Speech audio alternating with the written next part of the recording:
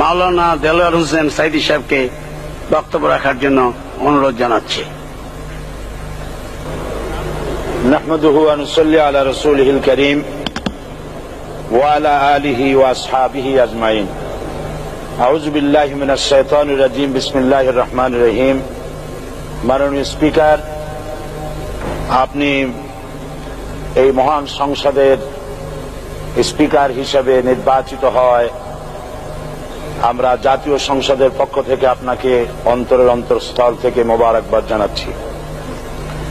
মাননীয় স্পিকার, আমি আজ এই সংসদে দাঁড়িয়ে ওই মহান আল্লাহ পাকের প্রশংসায় সেজদা অবনত হচ্ছি, যিনি 1 অক্টোবরের ব্যালট যুদ্ধের মাধ্যমে সুদীর্ঘ 5 বছরের দুঃশাসন, সীমাহীন দুর্নীতি, ইসলাম বিরোধী কর্মকাণ্ড, দেশব্যাপী ভয়াবহ সন্ত্রাসের মোকাবেলায় 4 দলীয় ঐক্যজোটের মহা বিজয় দান করেছেন এবং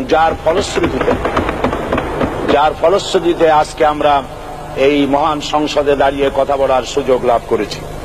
মাননীয় স্পিকার, আপনার মাধ্যমে আমি আমার অন্তরের অন্তঃস্থল থেকে দেশবাসীকে ধন্যবাদ জানাই। বিশেষ করে আমার নির্বাচনী এলাকা পিরোজপুর, নাজিরপুর, ইন্দুরকানীবাসী ভাই বোনদের প্রতি কৃতজ্ঞতা জানাই, যাদের অক্লান্ত পরিশ্রমে এবং মূল্যবান ভোটের মাধ্যমে আমি নির্বাচিত হয়ে মহান সংসদের সদস্য হওয়ার সুযোগ লাভ করেছি। মাননীয় স্পিকার, বাংলাদেশের 13 কোটি মানুষকে যারা পরিচালনা করবেন, আজকে তারাই এই মহান সংসদে বসে আছেন। আমি আপনার মাধ্যমে তাদের উদ্দেশ্যে কিছু কথা বলতে চাই। জবাবদিহিমূলক সরকার, কল্যাণমূলক সরকার ও সুস্থ প্রশাসন, এই বাক্যগুলি আমরা প্রায় শুনে থাকি। এই বাক্যগুলির অর্থ সরকার স্বৈরাচার নয়, বরং জনগণের কল্যাণে জনগণ নিকট দায়বদ্ধ সরকার, যা আব্রাহাম লিঙ্কনের ভাষায় by the people, for the people, of the people. বর্তমান পৃথিবীতে মূলত গণতান্ত্রিক দেশে এখন সরকারকে বিবেচনা করা হয়। এরূপ সরকারের জনগণের সার্বভৌম ক্ষমতার উৎস হিসেবে বিবেচনা করা হয়, অর্থাৎ সংখ্যাগরিষ্ঠ প্রতিনিধিদের প্রণীত আইনই হল আইন এবং নির্বাচিত হবার পর সরকার হয়ে পড়েন সমগ্র জনগণের, আর বিরোধী দল হয় ছায়া সরকার।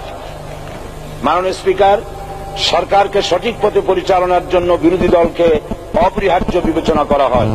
বর্তমান গণতান্ত্রিক চেতনা বেশি পুরনো নয়, মানুষ মূলত রাজতান্ত্রিক স্বৈর শাসনের সাথেই বেশি পরিচিত। বস্তুত বর্তমান পৃথিবীতে গণতান্ত্রিক শাসন ব্যবস্থায় জবাবদিহিমূলক, কল্যাণমূলক, স্বচ্ছ প্রশাসনের যে কথাবার্তা আমরা